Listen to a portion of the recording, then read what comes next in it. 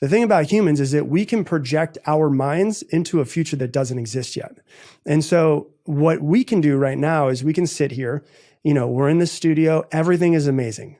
We have food, water, shelter, clothing, everything. But if I'm like, as a lot of people do, like if I'm starting a business, right? I can sit here and I can think, well, I really want to start this business. But then I start playing out all of the things that could go wrong, which is what we tend to do. Not what goes right, but what could go wrong.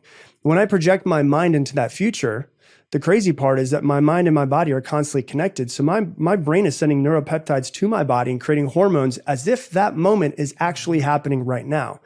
And so what happens is we tend to, as humans, as a protection mechanism, we tend to project ourselves into a future that is fearful, that is scary.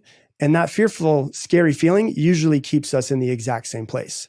And so what I always say is like, if I'm going to imagine the worst that could happen, why don't I at least try to see the best that could happen? And so if I'm going to notice myself, the awareness of like, I'm really in a lot of fear right now with starting this business. And I'm going, man, what's the worst that could happen? Well, then I might as well close my eyes and say like, what's the best that could happen? And what would it feel like to start this business and to be able to crack $1 million in a business? And how proud of myself would I be to break $1 million in sales and to be able to build this and travel with my family and provide what I've always wanted to provide. And if I'm going to feel the feelings of fear, why don't I also just try on feeling the feelings of success and getting there?